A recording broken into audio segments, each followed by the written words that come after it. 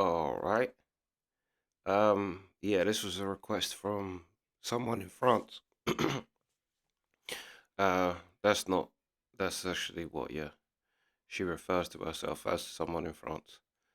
Um, it's not just someone in France. But anyway, when Zeppelin met Elvis, May 1974. So this should be interesting. Um, yeah, let's go.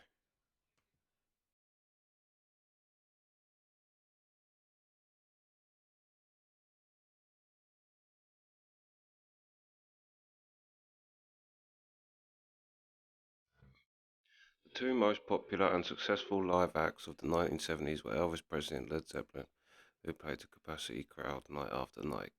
Coincidentally, both were handled by Concerts West, one of the biggest tour promoters in America. In May 1974, the company offered tickets to Zeppelin for Elvis's gig at LA Inglewood Forum with the possibility of him afterwards. That shows you how big Elvis is that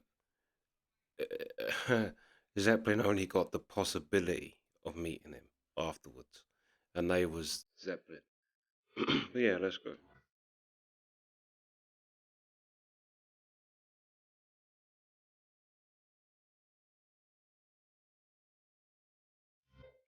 The group were huge Elvis admirers, obviously. I mean, everybody was. And three members, Plant, Page, and Bonham, gladly accepted, along with the infamous manager Pete Grant. Although not a big fan of hard rock, Elvis knew who Zeppelin were and was amused that his young stepbrother Ricky was so excited that they'd be in the audience that night. Elvis delivered a solid show, obviously.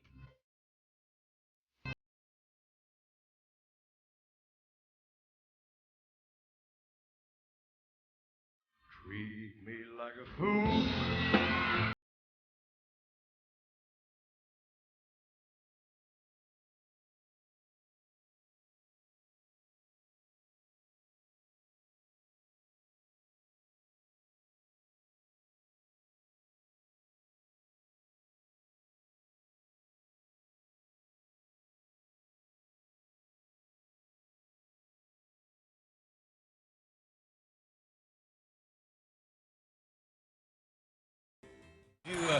And your paths must have eventually crossed with Elvis Presley. Yeah. What was that like? Well, spectacular for us, you know, absolutely amazing. He was involved with the same agents that we had at the time in the 70s, and he wanted to know who this bunch of guys were who was selling tickets quicker than him. And we wanted to know who we were too.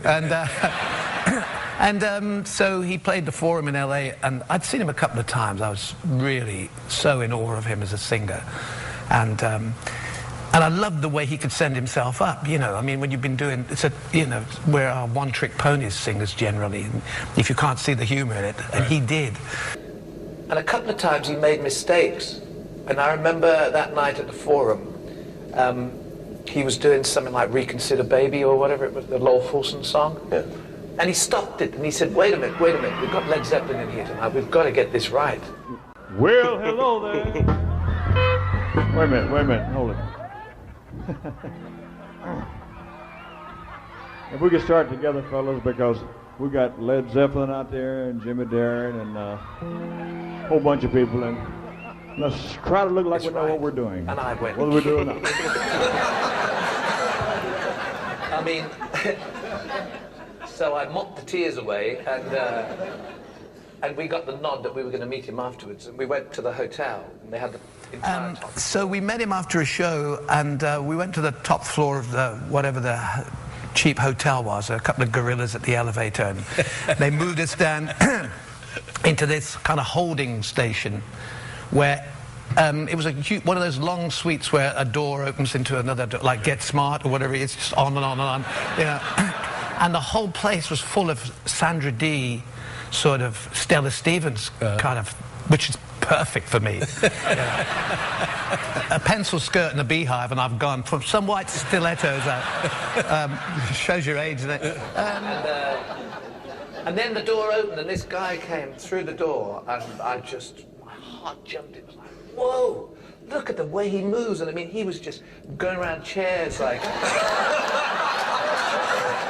was so cool. And I mean, of course, he wasn't supposed to be cool, but he was, you know, a bit like us, I suppose. It's like and he came over to us, and we stood in a circle for about 2 or 3 hours talking, and people kept coming by from his retinue, from his entourage, thinking that he'd had enough. He was going, no. And we talked for about an hour and a half. And really? But the amazing thing is that it was so natural, and it was so funny and great. There was a rapport right there immediately. Yeah. And of course, music was the key. Your question about where did it come from? It came from him, and he still got it. He still was into that whole Delta thing. He, you know, good rocking tonight, all that stuff that got him going in the first place. But he also knew, and he had a great sense of humor, and he knew that he was locked in this self-parody. I mean, when the songs dried up, when Lieber and Stoller and Pomus and Schumann, when that kind of whole era of creative writing started to wane and things changed, I didn't want to hear Elvis doing a Neil Diamond song. Right. I wanted him, I mean, it was bad enough him coming out of the army and doing Are You Lonesome Tonight, you know. I wanted him to stay wild, to give me all those edges, that howl that he had. But, you know, he was just amazing and spectacular, and it was just that he really opened the door to my whole love of music. And because of him, and because of the choice of his material, I found out Smiley Lewis, you know, I found all those great singers, and now all these box sets that come out, some of the stuff that he did in the 60s and was quite so well crafted. Yeah. Hank Garland's guitar playing, the stuff at RCA in Nashville, I mean, the recording of it, and his humor in the middle of it all is great. So it was a dream come true to meet him, but it was also just by chance that I heard him, and it affected me the way it did. Well, and I think that's the thing, that the more time that goes by, the easier it is for people to get confused about how important Elvis's moment was, because because there's always the feeling that, well, they're not giving enough credit to Chuck Berry and Bo Diddley and Little Richard and so on, which is true. Right. But Elvis rearranged the mainstream. If Elvis hadn't taken it from How Much Is That Doggy in the Window and turned it into this is mainstream popular music, then Little Richard and Chuck Berry and Jerry Lee Lewis would not have had the opportunity to get through it all. Sure, and he was also white, which was that's right. crucial. Yeah, I don't think that's true either. But the Chuck Berry thing, I mean, people say Elvis stole from them, which the word stole really is a choice by the sayer. But the truth is, the story to Chuck Berry is the famous Chuck Berry riff that made Chuck Berry legendary wasn't his riff. It was Johnny Johnson's, the piano player.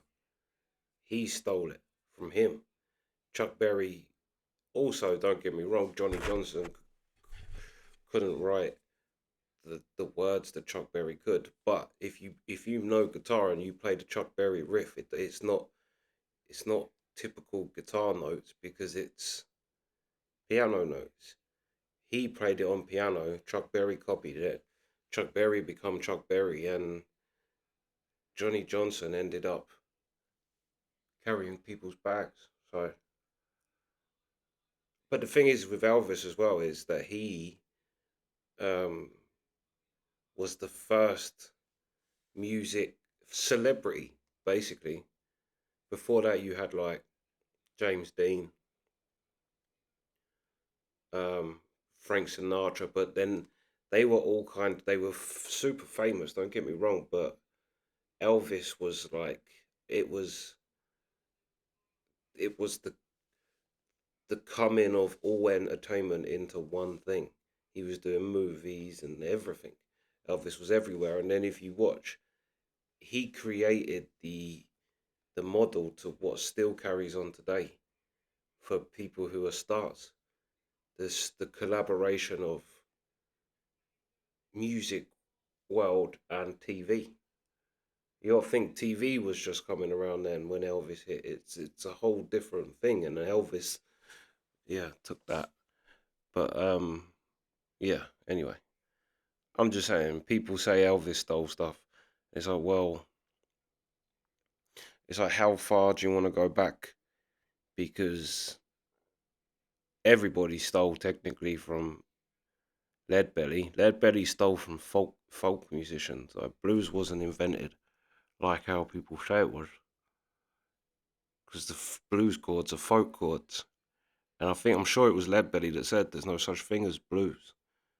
Yeah, there's no such thing as blues. It's folk music. But anyway, let's go. Because that gave him the foot in the door that maybe Alan Freed was trying to do with Chuck and Bo and all that sort of stuff. But he was, and he was a great looking guy, and he actually, that physical representation, by the time he got to England, guys would like hit themselves on the head, bang, what's going on? Who's this human being? It was fantastic in the middle of all that crap. You know, there was one shining star. Mention to him how you incorporated your music in your career and your young time on stage. Did you? Yeah, well, he said, well, what are you guys, what's your music roots? And we all got the same roots, you know. There's sort of blues out of Memphis and Mississippi and stuff. And he said, well, you know, do you do a lot of rehearsals? And of course, Led Zeppelin didn't really show up until the gig was almost over before we actually arrived. In those days, and so we didn't do many sound checks, but when we did, I used to like to sing in those big arenas his songs because they sounded even bigger. So he said, well, which song do you like? And well, I said, well, I like loads of them, but I do sing this song, Love Me. You know, treat me like a fool. So we talked, and then we said goodbye, shook hands, and said we'd all meet again. And I went out in the corridor and was heading for the elevator, and suddenly he swings around the door, and he says, hey, Robert. And he started singing to me, and then I started singing to him, and then we were all crying.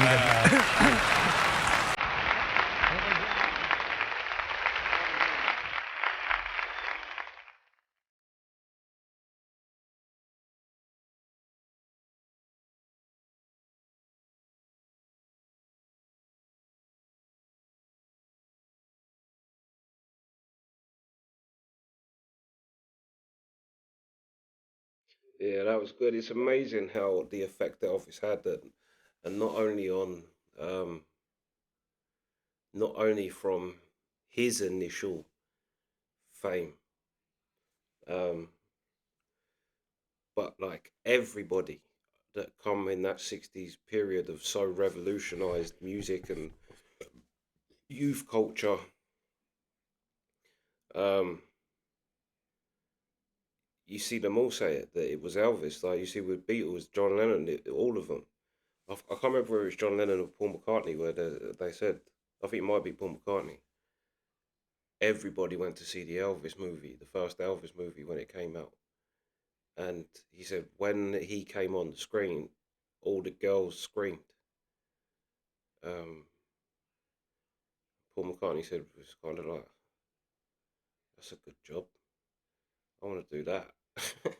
And obviously they ended up being a damn near close to Elvis. But then even the Beatles don't have that.